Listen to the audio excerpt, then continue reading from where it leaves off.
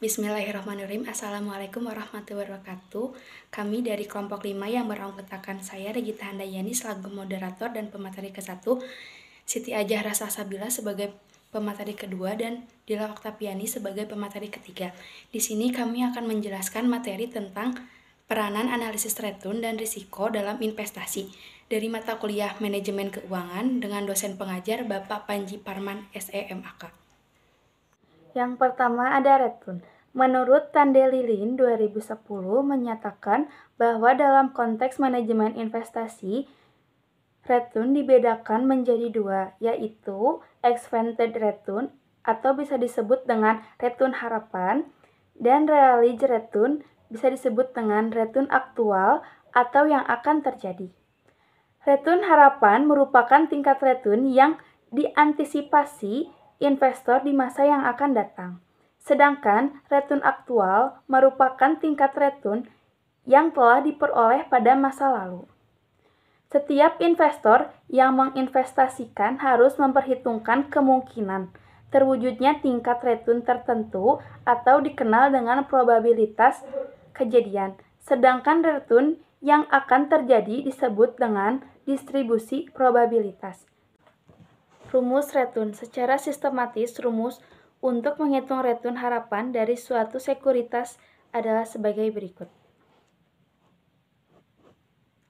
Di samping cara perhitungan di atas, untuk menghitungan return harapan lainnya, Jones dan Tandelilin menuliskan ada dua pengukuran yang dikenal sebagai berikut. 1.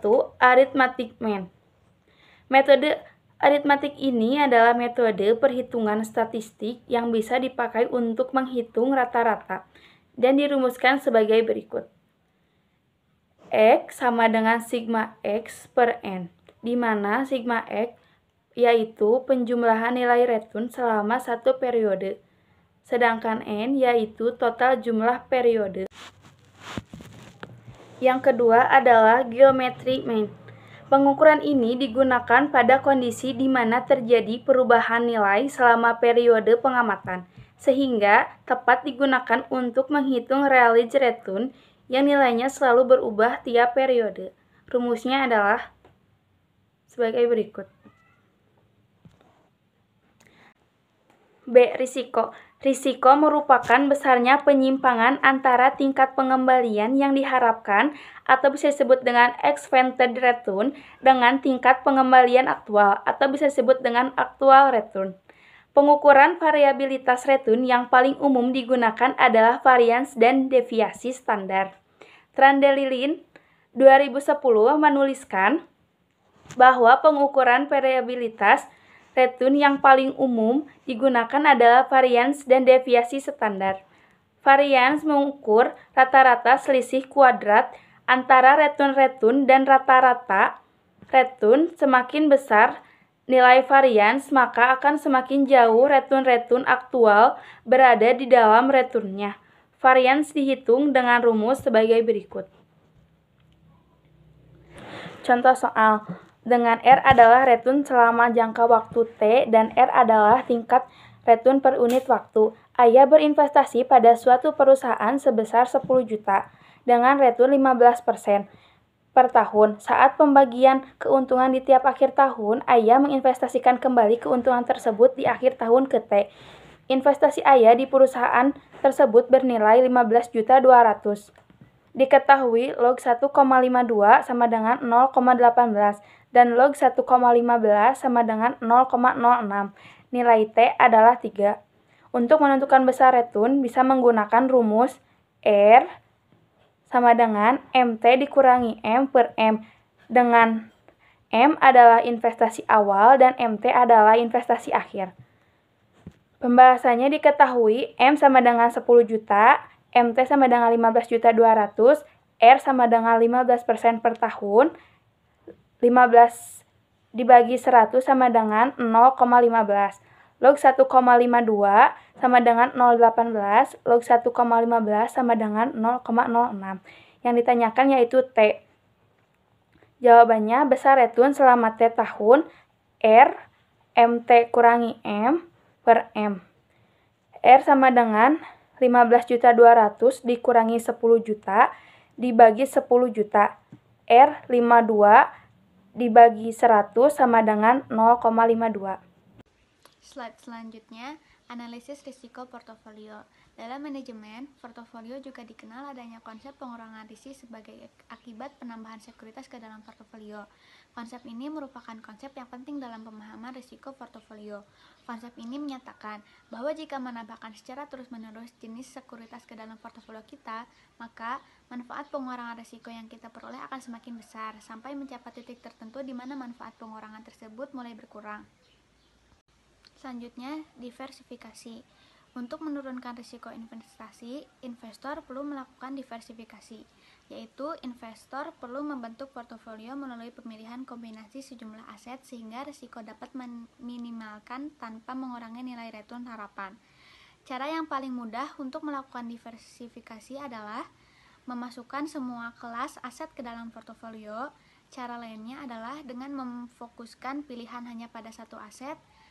Ada beberapa prinsip diversifikasi portofolio, yaitu 1. Diversifikasi random, yaitu diversifikasi secara acak pada berbagai jenis aset dalam suatu portofolio tanpa memperhatikan karakteristik dan hubungan antara aset.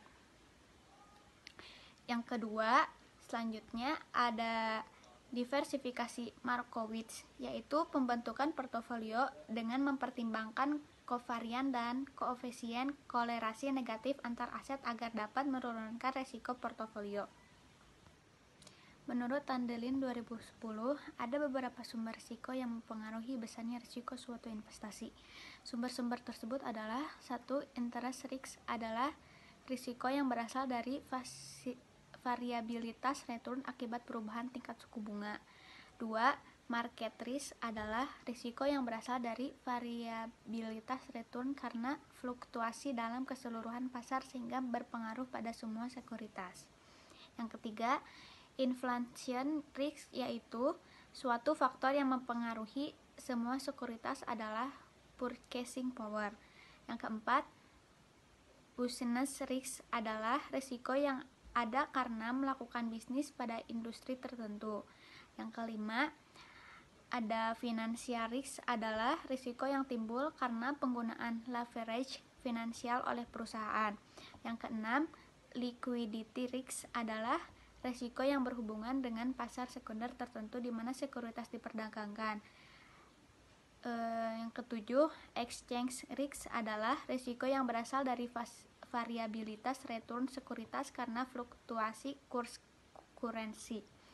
Yang kedelapan, country risk adalah risiko ini menyangkut politik suatu negara sehingga mengarah pada politikal. Menurut Rick Husnan, tahun 1998 menuliskan tentang pembagian risiko dalam konteks portofolio menjadi dua, yaitu risiko sistematis. Risiko sistematis merupakan risiko yang disebabkan oleh faktor-faktor makro yang mempengaruhi semua sekuritas sehingga tidak dapat dihilangkan dengan diversifikasi. Dan oleh karena sebagian risiko dapat dihilangkan dengan diversifikasi, maka ukuran risiko dari suatu portofolio bukan lagi standar deviasi atau total risiko, tetapi hanya risiko sistematis saja. 2. Risiko tidak sistematis. Risiko tidak sistematis adalah risiko yang timbul karena faktor-faktor mikro yang ada pada perusahaan industri tertentu, sehingga pengaruhnya terbatas pada perusahaan atau industri tersebut. Yang ketiga, ada risk avoider, takut terhadap risiko. Karakter investor seperti ini sangat berhati-hati dalam mengambil keputusan, bahkan cenderung menghindari risiko. Yang keempat, ada risk indifference. Bagi investor yang berkarakter seperti cenderung memiliki kehati-hatian yang tinggi, bagi kalangan bisnis karakter seperti ini secara ekstrim disebut sebagai tipe ragu-ragu. Yang kelima, ada risk seeker atau risk lover. Karakteristik ini adalah tipe yang sangat suka pada risiko. Fahmi 2009 juga mengatakan bahwa ada berbagai kondisi yang sering muncul dalam pengambilan keputusan setelah investor memahami perhitungan return dan risiko. Langkah berikutnya adalah tindakan pengambilan keputusan. Namun secara umum dapat dibagi menjadi tiga, yaitu 1. kondisi pasti. Dalam kondisi ini, pengambilan keputusan yang dilakukan adalah berlangsung tanpa ada banyak alternatif. Keputusan yang diambil sudah jelas dan fokus yang dituju. Yang kedua, kondisi tidak pasti. Pada kondisi ini, proses pengambilan keputusan lebih kompleks karena belum diketahui probabilitas atau hasil yang mungkin diperoleh. Situasi ini terjadi karena minimnya informasi yang diperoleh. Yang ketiga, ada kondisi konflik.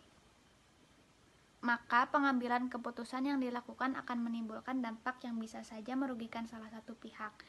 Pada keadaan seperti ini, lahirnya keputusan sebelum tetap diawali oleh keadaan yang saling bertentangan antara satu pihak dengan pihak lainnya.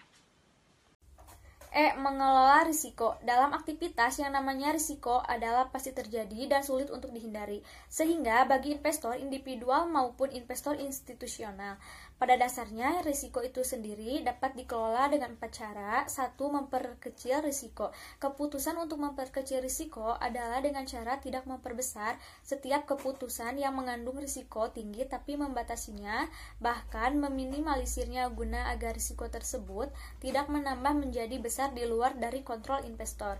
2. Mengalihkan risiko. Keputusan mengalihkan risiko adalah dengan cara risiko yang diterima dialihkan ke tempat lain sebagian. 3. Mengontrol risik. Keputusan mengontrol risik dengan cara melakukan kebijakan mengantisipasi terhadap timbulnya risiko sebelum risiko itu terjadi. 4. Pendanaan risiko. Keputusan pendanaan risiko adalah menyangkut dengan penyediaan sejumlah dana sebagai cadangan guna mengantisipasi timbulnya risiko di kemudian hari. Hubungan antara return dan risiko. Untuk mengetahui hubungan antara return dan risiko, investor dapat memakai metode capital asset pricing model dan arbitrage pricing teori. Capital asset pricing model merupakan suatu model yang menghubungkan tingkat return harapan dari suatu aset berisiko dengan risiko suatu aset tersebut pada kondisi pasar yang seimbang. Untuk menilai pilihan berinvestasi yang terbaik bagi investor dalam melakukan penanaman modal pada saham-saham tertentu harus memenuhi kriteria-kriteria sebagai berikut. 1. Saham tersebut merupakan saham agresif atau beta lebih dari. 2. Excess return bernilai positif, plus atau ERI lebih dari ERJ. 3. Ada hubungan yang linear antara risiko dan return saham. 4. Beta bernilai signifikan.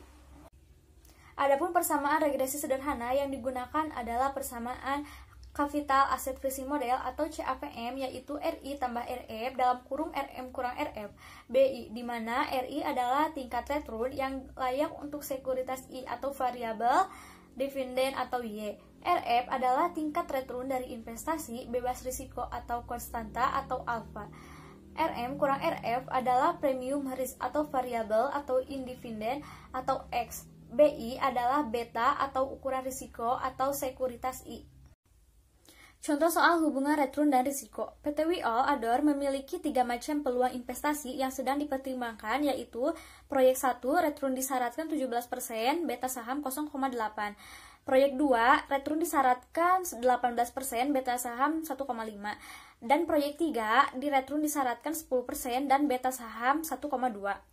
Rata-rata tingkat return pada pasar adalah sebesar 18% dan tingkat return bebas risiko sebesar 12%. Dengan menggunakan pendekatan CAPM, hitunglah tingkat return pada masing-masing peluang dan investasi mana yang diterima. Jawaban: RI tambah RF tambah dalam kurung RM kurang RF BI. Return proyek 1 sama dengan 12% ditambah dalam kurung 18% dikurang 12% dikali 0,8 sama dengan 16,8%.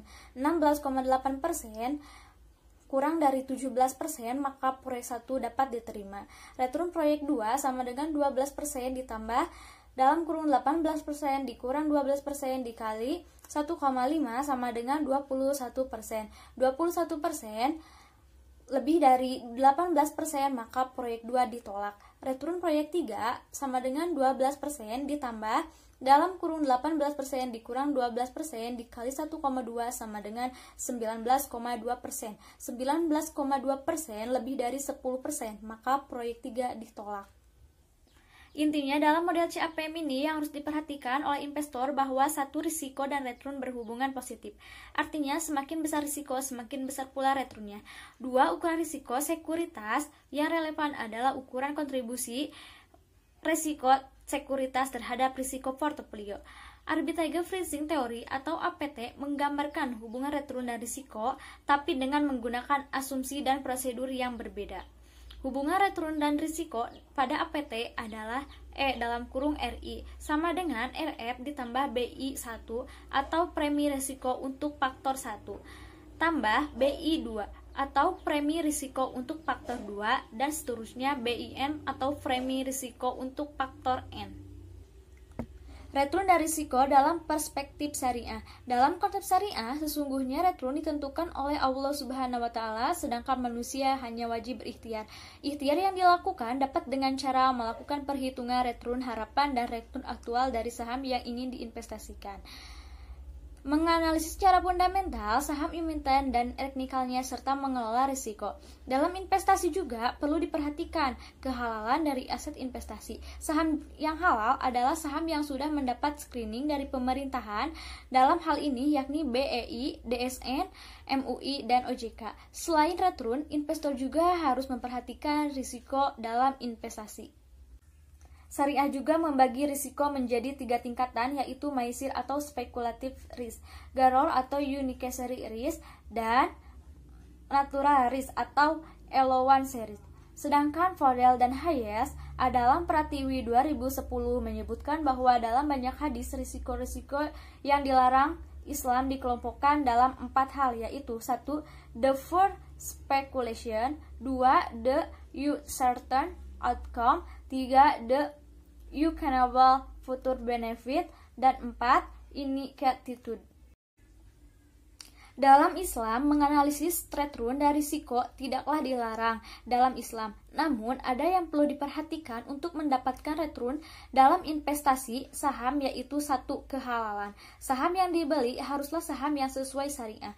2. Trading. Mekanisme jual beli yang dilarang dalam Islam hanya transaksi yang mengarah pada spekulasi dan ujung-ujungnya menjadi maisir atau judi, riba, manipulasi, dan sampai melakukan kejahatan dalam pasar modal. Mungkin cukup sekian pemaparan dari kelompok kami. Mohon maaf apabila ada kesalahan. Wabillahi taufiq wal hidayah. Wassalamualaikum warahmatullahi wabarakatuh.